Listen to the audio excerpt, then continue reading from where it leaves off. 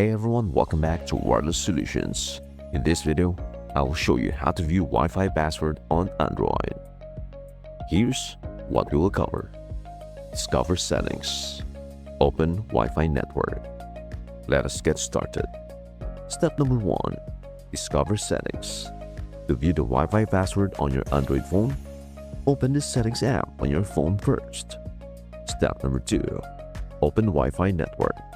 Tap on Wi-Fi, then select the Wi-Fi network you are currently connected to. A QR code will appear on the screen, and that serves as the Wi-Fi password. And that is how to view Wi-Fi password on Android.